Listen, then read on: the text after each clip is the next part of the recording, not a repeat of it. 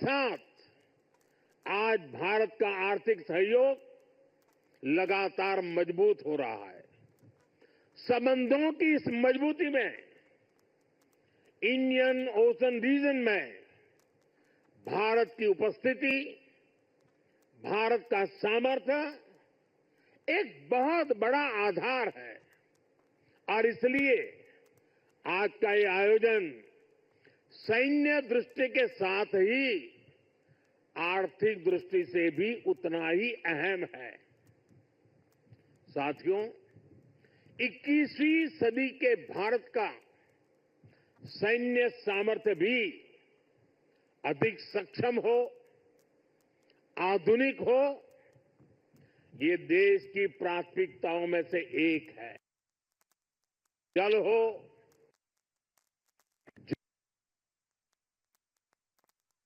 हो या फिर असीम अंतरिक्ष, हर जगह भारत अपने हितों को सुरक्षित कर रहा है। इसके लिए निरंतर रिफॉर्म्स किए जा रहे हैं। चीफ ऑफ डिफेंस स्टाफ का गठन ऐसा ही एक रिफॉर्म है।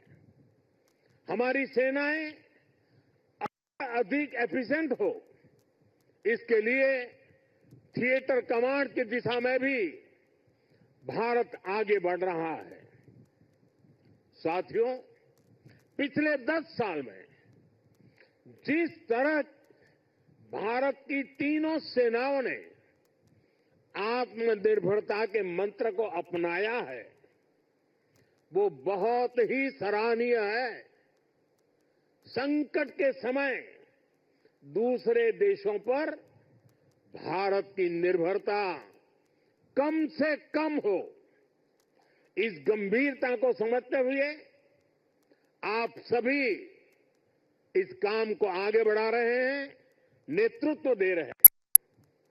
हमारी सेनाओं ने 5000 से ज्यादा ऐसे साजो सामान और उपकरणों की लिस्ट तैयार की है जो अब वो विदेशों से नहीं मंगाएगी। जब भारत का सैनिक भारत में बने साजो सामान के साथ आगे बढ़ता है तो उसका आत्मविश्वास भी कुछ अलग ही होता है। पिछले 10 साल में कर्नाटका में देश की सबसे बड़ी हेलीकॉप्टर बनाने वाली फैक्ट्री शुरू हुई है।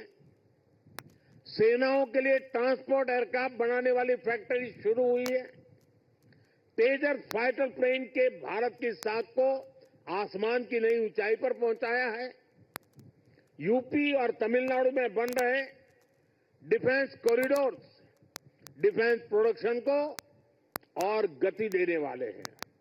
और मुझे खुशी है कि हमारी नेवी ने भी मेक इन इंडिया अभियान का बहुत अधिक विस्तार किया है। इसमें मझगांव डॉकयार्ड के आप सभी साथियों की भी बहुत बड़ी भूमिका है।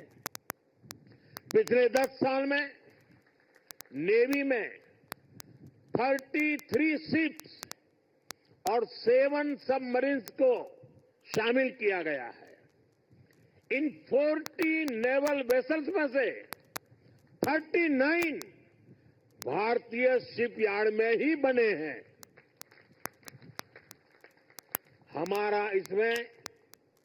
हमारा भव्य विराट आईएनएस विक्रांत एयरक्राफ्ट कैरियर और आईएनएस अरिहंत और आईएनएस अरिघात जैसी न्यूक्लियर सबमरीन भी शामिल है। मेक इन इंडिया उसको ऐसी गति देने के लिए मैं देश की तीनों सेनाओं को हृदय से बहुत बहुत बधाई देता हूं। आज भारत का डिफेंस प्रोडक्शन 1.25 लाख करोड़ रुपए से ज्यादा हो चुका है। हम 100 से ज्यादा देशों को डिफेंस इक्विपमेंट एक्सपोर्ट कर रहे हैं। मुझे विश्वास है आपके सहयोग से आज भारत तेजी से अपने डिफेंस सेक्टर का कायाकल्प करके दिखाएगा।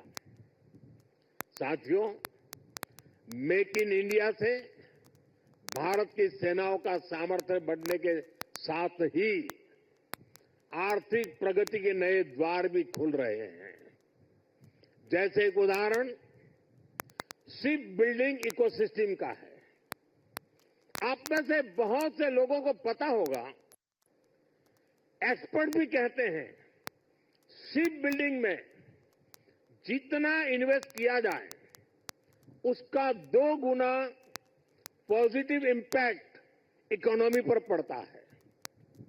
यानी अगर हम शिप बिल्डिंग में 1 रुपया लगाते हैं तो इकोनॉमी में 1 रुपया 82 पैसे के आसपास सर्कुलेशन होता है। अब सोचिए, अभी देश में 60 बड़े शिप्स अंडर कंस्ट्रक्शन है। इनकी वैल्यू 1.5 लाख करोड़ रुपए के आसपास है। यानी इतना पैसा लगाने से करीब 3 लाख करोड़ रुपए का सर्कुलेशन हमारी इकोनॉमी में होगा। और रोजगार के मामले में तो इसका 6 गुना मल्टीप्लायर इफेक्ट होता है। जहाजों का ज्यादातर सामान, ज्यादातर पार्ट्स देश के एमएसएमई से ही आता है। इसलिए अगर 2000 वर्कर एक जहाज बनाने के काम में लगते हैं तो दूसरी इंडस्ट्री में जो एमएसएमई सप्लायर है उस एमएसएमई सेक्टर में करीब 12,000 रोजगार बनते हैं। साथियों, आज भारत दुनिया की तीसरी बड़ी इकोनॉमी बनने की तरफ तेजी से आगे बढ़ रहा है। हमारी मैन्युफैक्चरिंग, हमारी एक्सपोर्टिंग कैपेसिटी भी लगातार बढ़ रही है। आने वाले सालों में सैकड़ों नए शिप्स की, नए कंटेनर्स की जरूरत भारत को होगी। इसलिए पोर्ट लेड डेवलपमेंट का मॉडल हमारी इकोनॉमी को गति देने वाला है, रोजगार के हजारों नए मौके बनाने वाला है। साथियों, इस क्षेत्र में कैसे रोजगार बढ़ रहा है, इसका एक उदाहरण सी फेरर्स की संख्या भी है। 2014 में भारत में सी फेरर्स की संख्या 1.25 लाख से भी कम थी। आज ये 2 गुने से भी अधिक बढ़कर लगभग 3 लाख तक पहुंच चुकी है। आज भारत सी फेरर्स की संख्या में विश्व में टॉप 5 में आ गया है। साथियों, हमारी सरकार का तीसरा कार्यकाल अनेक बड़े निर्णयों के साथ शुरू हुआ है। तेज गति से हमने नई नीतियां बनाई हैं। देश की जरूरतों को देखते हुए नए कार्य शुरू किए हैं। देश के हर कोने, हर सेक्टर का विकास हो, इस लक्ष्य के साथ हम चल रहे हैं। पोर्ट सेक्टर का विस्तार भी इसका ही हिस्सा है। हमारे तीसरे टर्म के पहले बड़े फैसलों में से था महाराष्ट्र के वाढवण पोर्ट को मंजूरी। 75,000 करोड़ रुपए के खर्च से इस आधुनिक पोर्ट के निर्माण का काम शुरू भी हो चुका है। इससे भी महाराष्ट्र में रोजगार के हजारों नए अवसर बनने वाले हैं। साथियों, बहुत लंबे समय तक बॉर्डर और कोस्टलाइन से जुड़े कनेक्टिविटी इंफ्रास्ट्रक्चर पर उतना ध्यान नहीं दिया गया।